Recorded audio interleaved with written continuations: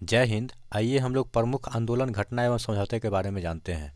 जैसे हो गया होम रूल आंदोलन, लखनऊ पैक्ट, रॉलेट एक्ट, खिलाफत आंदोलन, चौरा चौरी कांड, स्वराज पार्टी, गोलमेज सम्मेलन, गांधी इरविन समझौता, पूना पैक्ट, जालियांवाला बाग, शिमला समझौता, भूदान आंदोलन, यही सब के बारे में जानते हैं। तो पहले हम लोग जान लेते हैं कांग्रेस के बारे में। तो कांग्रेस की स्थापना, भारतीय कांग्रेस की स्थापना 1885 ईस्वी में हुआ था। जो 28 दिसंबर 1885 ईस्वी को इसकी स्थापना हुआ था। इसकी स्थापना किसने किया था? एलन ऑक्टोबियम ह्यूम, अर्थात एओ ह्यूम। इसका शॉर्टकट नाम है एओ ह्यूम, जो कहाँ के रहने वाला था? स्कॉटलैंड के। बम्बई के गोकुलदास तेजपाल संस्कृत विद्यालय में इसकी स्थान रखा गया था। इस समय वायसराय कौन था? तो Lord Dufferin. Lord Dufferin. Question आता है कि कांग्रेस किसकी मन की उपज है? तो लॉर्ड डफरिन की। तो कांग्रेस की स्थापना कब हुआ? 1885 ईस्वी में। 28 दिसंबर 1885 ईस्वी को एलन ऑक्टोबियम ह्यूम, अर्थात एओ ह्यूम, जो स्कॉटलैंड के रहने वाला था। और यह कहाँ हुआ? तो स्थान है बम्बई के गोकुलदास तेजपाल संस्कृत विद्यालय। और इस समय वायसराय कौन था? तो लॉर्ड डफरिन था। दादा भाई नौरोजी ने नामकरण भारतीय राष्ट्रीय कांग्रेस रखा था। क्वेश्चन आएगा कि राष्ट्रीय कांग्रेस का नाम भारतीय राष्ट्रीय कांग्रेस किसने रखा था? तो दादा भाई नौरोजी ने, जो पार्सियन थे। अब हम लोग समझते हैं कि एओ ह्यूम को दूसरा नाम भी बोला जाता है hermit of Shimla. Hermit of Shimla भी बोला जाता है इसको, एओ ह्यूम को। हम लोग समझते हैं होम रूल आंदोलन के बारे में। होम रूल आंदोलन के बारे में समझते हैं। तो ये देखिए, होम रूल आंदोलन 1916 ईस्वी में। होम रूल आंदोलन आयरलैंड के होम रूल आंदोलन से प्रभावित था। क्वेश्चन आएगा कि होम रूल आंदोलन जो है कहाँ, किस आंदोलन से प्रभावित था? कहाँ के आंदोलन से? तो आयरलैंड के आंदोलन से प्रभावित था होम रूल। बेलगांव के पुणे में बाल गंगाधर तिलक ने और एनी बेसेंट ने मद्रास में इस आंदोलन को शुरुआत किए थे। एनी बेसेंट और बाल गंगाधर तिलक, इन्होंने होम रूल लिख के आंदोलन को शुरुआत किए थे। अब है रॉलेट एक्ट क्या है? तो देखिए, रॉलेट एक्ट जो है 19 मार्च 1919 ईस्वी को लाया गया था। यह काला कानून था जिसके अंतर्गत किसी भी व्यक्ति को संदेह के आधार पर गिरफ्तार किया जा सकता था। अर्थात इसका नियम था कि बिना वकील, बिना अपील और बिना दलील के यह कानून था। मतलब इसमें किसी को भी सरकार को शक लगता है कि हाँ, ये हमारे विरुद्ध आवाज़ उठा सकता है, तो उसको ज़बरदस्ती ही क्या कर देता था? जेल में बंद कर दिया जाता था। इसी कानून के जुर्म में सैफुद्दीन किचलू और डॉक्टर सत्यपाल, ये दोनों आदमी को गिरफ्तार कर लिया गया था। सैफुद्दीन किचलू और डॉक्टर सत्यपाल। उसके बाद 10 अप्रैल 1919 ईस्वी को पंजाब के लोकप्रिय नेता सैफुद्दीन किचलू और डॉक्टर सत्यपाल को गिरफ्तार कर लिया गया। क्वेश्चन आएगा कि बताइए रॉलेट एक्ट कब आया? तो रॉलेट एक्ट आया 19 मार्च 1919 ईस्वी को। यह कैसा कानून था? तो यह काला कानून था। इसमें क्या नियम था? तो संदेह के आधार पर किसी भी व्यक्ति को गिरफ्तार किया जा सकता है। इसमें न ही वकील रहेगा, न ही अपील किया जा सकता है, न ही कोई दलील दिया जा सकता है। और इसमें 2 व्यक्ति को गिरफ्तार किया गया था। उसका नाम क्या था? सैफुद्दीन किचली और डॉक्टर सत्यपाल। और इसको कब गिरफ्तार किया गया था इनको? तो 10 अप्रैल 1919 ईस्वी को गिरफ्तार किया गया था। और ये क्या थे? तो पंजाब के लोकप्रिय नेता थे ये दोनों आदमी। तो अब 3 दिन के बाद, 10 अप्रैल के 3 दिन के बाद 13 अप्रैल 1919 ईस्वी को रॉलेट एक्ट के विरोध में पंजाब के अमृतसर में जालियांवाला बाग में एक सभा बुलाई गई थी। और यह शांतिपूर्ण विरोध कर रहे थे, पर जनरल डायर ने इस पर अंधाधुंध गोलियां चलवा दी। मतलब कि ये सैफुद्दीन किचली और डॉक्टर सत्यपाल को गिरफ्तारी के विरोध में लोगों ने एक जालियांवाला बाग में एक सभा बुलाई थी जो शांतिपूर्ण विरोध कर रहे थे। इसी में जनरल डायर आए और अंधाधुंध गोलियां चलवाना शुरू कर दिए। इस घटना के विरोध में महात्मा गांधी जी ने केसर ए हिंद की उपाधि तथा रविन्द्रनाथ टैगोर ने सर की उपाधि लौटा दी। क्वेश्चन आएगा कि जालियांवाला बाग हत्याकांड में गोली चलाने का आदेश किसने दिया था? तो जनरल ओ डायर। फिर जनरल ओ डायर को किसने मारा था? तो जनरल ओ डायर को मारा था उधम सिंह ने। किसने मारा था? उधम सिंह ने जनरल ओ डायर को मारा था। उसके बाद है, इस घटना के विरोध में महात्मा गांधी ने कौन सा उपाधि लौटा दिए थे? तो महात्मा गांधी ने केसर ए हिंद के उपाधि लौटा दिए और रविन्द्रनाथ टैगोर ने सर की उपाधि लौटा दिए। उसके बाद इस घटना की जांच के लिए एक कमीशन की नियुक्ति किया गया था। उस कमीशन का नाम क्या था? Hunter commission. क्वेश्चन आता है कि हंटर कमीशन संबंधित है किससे? तो हंटर कमीशन संबंधित है जालियांवाला बाग से। उसके बाद सरकारी रिपोर्ट के अनुसार 379 व्यक्ति मारे गए थे। जालियांवाला बाग हत्याकांड में सरकारी रिपोर्ट के अनुसार 379 व्यक्ति मारे गए थे, जबकि कांग्रेस के समिति के अनुसार लगभग 1000 व्यक्ति मारे गए थे। कांग्रेस समिति के अनुसार लगभग 1000 व्यक्ति मारे गए थे। और उसमें क्या हुआ था कि इस जालियांवाला बाग हत्याकांड में ना हंसराज नामक एक भारतीय ने जो डायर को कह दिया था कि आपके विरुद्ध वहाँ पर सभा कर रहे हैं, विरोध प्रदर्शन कर रहे हैं, तो इसको हंसराज को हंसराज नहीं बोल के हम लोग कंसराज भी बोल सकते हैं। क्या है कि भारत के विरुद्ध में था, ये चापलूसी करता था, तो इतिहास में चापलूसी करने वाला का नाम चापलूसगिरी ही कहा जाएगा। इसको हंसराज नहीं बोल के हम लोग कंसराज भी बोलेंगे। इसके कारण ही जालियांवाला बाग हत्याकांड हुआ, क्योंकि इसने ही जनरल ओ डायर को जाके सूचना दिया था। अर्थात घर के भेदी लंका ढाए वही वाला काम किए थे हंसराज।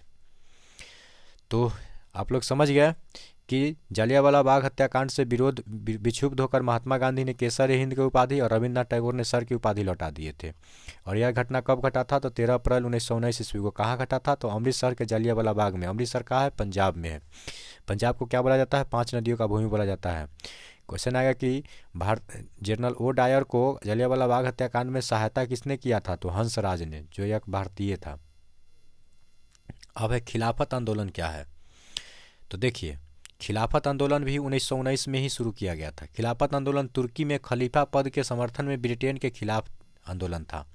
मतलब मुस्लिम का एक बहुत बड़ा पोस्ट होता था खलीफा, उसको ही समाप्त करने के लिए ब्रिटेन वाले चाह रहे थे। तो इसी के खिलाफ में भारतीयों ने भी, भारत के मुसलमान ने भी इसके आंदोलन भारत में शुरुआत किए थे।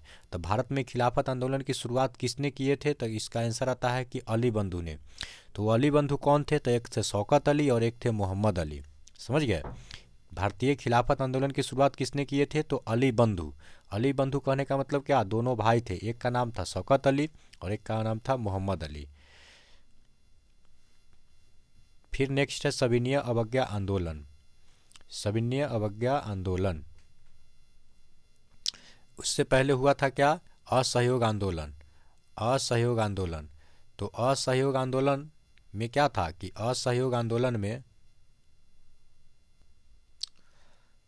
देखिए, असहयोग आंदोलन जो था, असहयोग आंदोलन 1920 से लेके 22 तक चला, जिसमें महात्मा गांधी जी ने अंग्रेज को कहा कि हम आपको सहयोग नहीं करेंगे। और असहयोग आंदोलन में जितना भी सरकारी कर्मचारी था, मुस्लिम, हिंदू, सभी लोग, बच्चे, छात्र, सभी लोग ने इसमें सहयोग किया। अर्थात असहयोग आंदोलन को एक जन आंदोलन के रूप में भी कहा जा सकता है। असहयोग आंदोलन को बंद क्यों कर दिया गया था? तो असहयोग आंदोलन को बंद कर दिया गया था, गोरखपुर में चौरा चौरी एक कांड हो गया था, जिसमें बहुत सारे थानेदारों को जला दिया गया था। इसी से विक्षुब्ध होकर महात्मा गांधी ने असहयोग आंदोलन को वापस ले लिए थे। तो समझ गए कि चौरा चौरी कांड कहाँ हुआ? तो चौरा चौरी कांड गोरखपुर में हुआ, जो यूपी में है, और इसमें थानेदार को जला दिया गया था। इसी से विक्षुब्ध होकर महात्मा गांधी ने असहयोग आंदोलन को वापस ले लिए थे। अब हम लोग समझते हैं सविनय अवज्ञा आंदोलन के बारे में। सविनय अवज्ञा आंदोलन, तो सविनय अवज्ञा आंदोलन 1930 में शुरू किया गया। सविनय अवज्ञा आंदोलन की शुरुआत गांधी जी ने किया था। गांधी जी 12 मार्च 1930 ईस्वी को डांडी मार्च के साथ ही इसकी शुरुआत कर दिए थे। तो 31 जनवरी 1930 ईस्वी को गांधी जी ने मांग रखे थे। कै सूत्री मांग? तो 11 सूत्री मांग। उस समय वायसराय कौन था? तो वायसराय लॉर्ड इरविन था। लेकिन लॉर्ड इरविन ने क्या किया? इसको ठुकरा दिया। तो फिर से समझिए, गांधी जी ने 31 जनवरी 1930 ईस्वी को 11 सूत्री मांग लॉर्ड इरविन के बीच रखा। लॉर्ड इरविन के बीच रखा, जिसमें लॉर्ड इरविन ने क्या किए? इसको अस्वीकार कर दिए। इसका परिणाम ही क्या निकला? इसका परिणाम निकला कि गांधी जी ने सविनय अवज्ञा की शुरुआत कर दी है। ठीक है, गांधी जी ने सविनय अवज्ञा की शुरुआत कर दी है। उसके बाद गांधी जी और वायसराय लॉर्ड इरविन के बीच एक समझौता हुआ। उस समझौता को दिल्ली समझौता या गांधी इरविन समझौता के नाम से जाना जाता है। क्वेश्चन आएगा कि दिल्ली समझौता कब हुआ? तो 1930 ईस्वी में ही हुआ। अब गोलमेज सम्मेलन के बारे में जानते हैं। गोलमेज सम्मेलन, तो गोलमेज सम्मेलन कहाँ बुलाया जाता था? तो लंदन में। ये जो है ना, ये चौखूट है, इसमें देखिए जो लोग, अगर यहाँ पर जो लोग बैठते हैं उसको मेन माना जाता है, लेकिन ये गोलमेज ऐसा सम्मेलन था या ऐसा मेज था जिसमें सभी लोग को बराबरी का हिस्सेदारी, बराबरी समझा जाता था। एक गोलमेज था ब्रिटेन में, वहीं पर बुलाए जाते थे यहाँ के नेता को, इंडियन नेता को, और वहाँ पर समझाया जाता था, उनको कहा जाता था कि आप सभी को देखिए, हम बराबरी नज़रिया से देख रहे हैं, ऐसा यह मेज बनाया गया है, इसलिए बनाया गया था। तो गोलमेज सम्मेलन 1930, 1931, 1932 तीन गो गोलमेज सम्मेलन हुआ। तीनों गोलमेज सम्मेलन कहाँ हुआ था? तो तीनों गोलमेज सम्मेलन लंदन में हुआ था। क्वेश्चन आता है कि तीनों गोलमेज सम्मेलन में कौन व्यक्ति भाग लिए? तो भीमराव अंबेडकर जी जो थे तीनों गोलमेज सम्मेलन में भाग लिए। और भी व्यक्ति लिए थे, लेकिन प्रश्न पूछा जाता है कि तीनों गोलमेज सम्मेलन में भाग लेने वाले व्यक्ति का नाम बताइए, तो वो थे भीमराव अंबेडकर। तीनों गोलमेज सम्मेलन के समय इंग्लैंड के प्रधानमंत्री कौन थे? Ramsay MacDonald. तीनों गोलमेज सम्मेलन के समय अंग्रेज के प्रधानमंत्री कौन थे? Ramsay MacDonald. बहुत बार प्रश्न पूछा गया है। तो समझ गए गोलमेज सम्मेलन कै गो हुआ? तीन गो हुआ, 1930, 1931, 1932। तीनों गोलमेज सम्मेलन कहाँ हुआ? लंदन में। इसमें तीनों गोलमेज सम्मेलन में भाग कौन लिए? तो भीमराव अंबेडकर। तीनों गोलमेज सम्मेलन के समय वहाँ के प्रधानमंत्री कौन थे? तो रैमजे मैकडोनाल्ड थे। फिर आगे है प्रथम गोलमेज सम्मेलन के बारे में जानते हैं। तो देखिए, प्रथम गोलमेज सम्मेलन जो है 12 नवंबर 1930 ईस्वी को 12 नवंबर 1930 ईस्वी को सेंट जेम्स पैलेस, अर्थात लंदन में ही है सेंट जेम्स पैलेस, वहीं पर हुआ था। और इस समय वायसराय कौन था? तो लॉर्ड इरविन थे। तो भारतीय राष्ट्रीय कांग्रेस की ओर से महात्मा गांधी जी ने इसमें भाग नहीं लिए थे। महात्मा गांधी जी को बुलाया गया था, लेकिन भाग नहीं लिए थे। भाग कौन लिया था? तो मुस्लिम लीग के नेता मोहम्मद अली जिन्ना, आगा खां और मोहम्मद अली, इसने भाग लिए थे। इसके बाद है दलित वर्ग के नेता बाबा साहब भीमराव अम्बेडकर ने भी भाग लिए थे। तो क्वेश्चन आता है कि कौन ऐसे व्यक्ति थे जिन्होंने तीनों गोलमेज सम्मेलन में भाग लिए? तो भीमराव अम्बेडकर। चलिए अब आगे है गांधी इरविन समझौता। गांधी इरविन समझौता। क्वेश्चन एक और आता है कि महात्मा गांधी जी ने कौन से गोलमेज सम्मेलन में भाग लिए? तो महात्मा गांधी जी द्वितीय गोलमेज सम्मेलन में भाग लिए थे। कौन से? द्वितीय गोलमेज सम्मेलन में भाग लिए थे। अब महात्मा गांधी जी के और इरविन के बारे में समझते हैं। तो देखिए, महात्मा गांधी और इरविन के बीच एक समझौता हुआ था। तो इरविन का शर्त था कि सविनय अवज्ञा आंदोलन को समाप्त कर दिया जाए और गोलमेज सम्मेलन में भाग लेने लंदन आए ब्रिटिश का सामान का बहिष्कार न करे। अर्थात क्या, इनका कहने का मतलब था इरविन के कि सविनय अवज्ञा आंदोलन को आप बंद कर दीजिए और जितना भी ब्रिटिश सामान को बहिष्कार कर रहे हैं उसको बहिष्कार को भी समाप्त कर दीजिए। तो गांधी जी ने भी 11 सूत्री मांग रख दिए। गांधी जी भी कोई कम थोड़े थे, उन्होंने भी 11 सूत्री मांग रख दिए। तो इसी समझौता को हम लोग क्या बोलते हैं? दिल्ली समझौता या गांधी इरविन समझौता भी बोला जाता है। समझ गए? महात्मा गांधी और वायसराय के बीच एक समझौता हुआ था जिसे क्या बोलते हैं? गांधी इरविन समझौता। इसमें महात्मा गांधी ने 11 सूत्री मांग रखे थे। ये 11 सूत्री मांग क्या है, इसके बारे में भी जानते हैं। 11 सूत्री मांग था कि पूर्ण रूप से शराब पर प्रतिबंध हो, जो अभी नीतीश कुमार जी बिहार में किए हुए हैं कि पूर्ण रूप से शराब पर प्रतिबंध हो। विनिमय की दर घटाकर 1 शिलिंग 4 पैसा कर दी जाए। 1 शिलिंग को 4 पैसा कर दी जाए। भूमि का लगान आधा हो और उस पर काउंसिल का नियोजन रहे। नमक कर को समाप्त कर दिया जाए। नमक पर जो भी टैक्स लगाया गया उसको समाप्त कर दिया जाए। सेना संबंधी व्यय में कम से कम 50% की कमी हो जाए। सेना पर जितना खर्चा हो रहा है उसका 50% कम कर दिया जाए। बड़ी बड़ी सरकारी नौकरियां में वेतन आधा कर दिया जाए। जितना भी वेतन है बड़े बड़े सरकारी नौकरियां में, उसके वेतन कम कर दिया जाए। विदेशी वस्त्र का आयात पर निषेध कर लगे। भारतीय समुद्र तट केवल भारतीय जहाज़ों के लिए सुरक्षित रहे और इसके लिए कानून का निर्माण हो। सभी राजनीतिक बंदियों को छोड़ दिया जाए। इसी जगह एक गलती हो गया था महात्मा गांधी से कि सभी राजनीतिक बंदियों को छोड़ दिया जाए। इसी जगह क्लियर कर देते कि जिसको फांसी हो गया है उसको भी छोड़ दिया जाए, तो भगत सिंह को फांसी नहीं होता। इस जगह मिस्टेक कहिए या जो भी आप लोग समझ लीजिए, यहाँ पे या आपके मानसिकता के ऊपर निर्भर कर रहा है। तो इसी जगह एक थोड़ा था छोटा सा चूक है। गुप्तचर पुलिस हटा दिया जाए अथवा उस पर जनता का नियंत्रण रहे। गुप्तचर जो पुलिस है उसको हटा दिया जाए और उस पर जनता का नियंत्रण रहे। आत्मरक्षा के लिए हथियार की अनुमति दी जाए। आत्मरक्षा के लिए हथियार का अनुमति दिया जाए। तो हम लोग देख लिए महात्मा गांधी के 11 को क्या था शर्त या सूत्री मांग।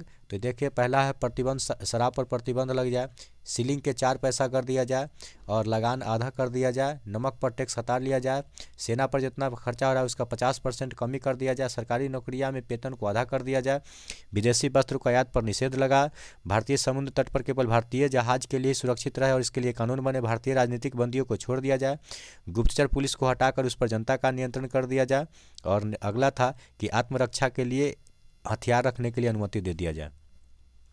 अब हम लोग आगे समझते हैं दूसरा गोलमेज सम्मेलन।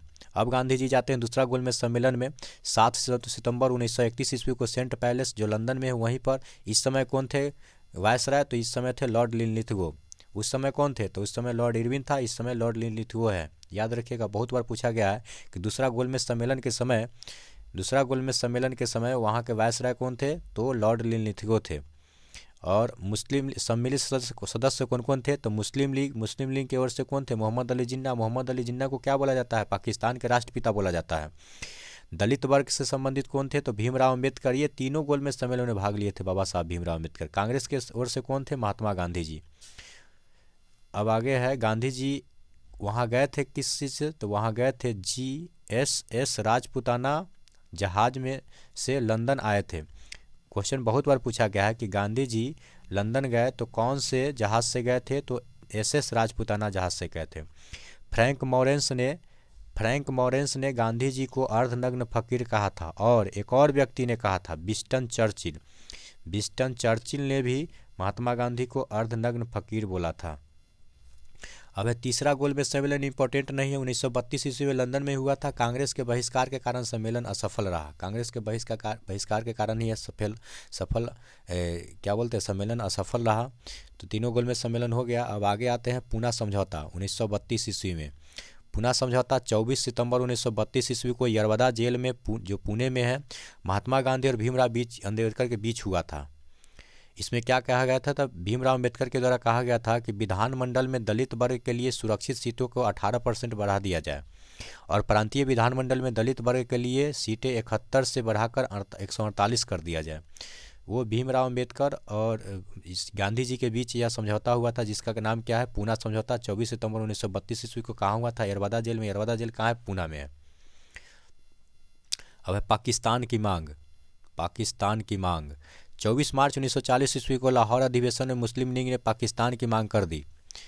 माउंटबेटन योजना 3 जून 1947 ईस्वी को वायसराय माउंटबेटन ने भारत को विभाजन की योजना रखी। भारत की विभाजन की योजना कब रखी? 3 जून 1947 ईस्वी को। और 15 अगस्त को भारत स्वतंत्र हो गया। 14 अगस्त को पाकिस्तान हो गया। इधर हो गया क्या बोलते हैं पूर्वी पाकिस्तान, इधर हो गया पश्चिमी पाकिस्तान। लास्ट में 1971 ईस्वी में इसको भी समाप्त कर दिया गया। ये अपने आप में एक देश बन गया जिसका नाम हो गया बांग्लादेश। और बांग्लादेश का उदय कब हुआ? 1971 ईस्वी में। लेकिन बनकर कब तैयार हो गया? 1972 ईस्वी में। इसका सीमा रेखा भारत और पाकिस्तान के बीच सीमा रेखा का रेखांकन किसने किया था? तो रेड क्लिफ। इसलिए भारत और पाकिस्तान के बीच की जो सीमा है उसको क्या बोलते हैं? Red Cliff. भारत और चीन के बीच की जो रेखा है उसको क्या बोलते हैं? मैकमोहन। अब है भूदान आंदोलन 1951 ईस्वी में। भूदान आंदोलन विनोबा भावे जी के द्वारा चलाया गया था। यह ऐसा आंदोलन था जिसमें भूमिहीन को भूमि दिया जाता था, जिसके पास ज़्यादा जमीन है उसको भूमि दिया जाता था। तो क्वेश्चन आता है कि भूदान आंदोलन में पहली बार भूमि को दान करने वाला व्यक्ति का नाम क्या है? तो रामचंद्र रेड्डी। कौन है? रामचंद्र रेड्डी। इसी के साथ अगर आपको यह वीडियो अच्छा लग रहा है तो चैनल को सब्सक्राइब कीजिए, लाइक कीजिए और शेयर भी कीजिए। जय हिंद।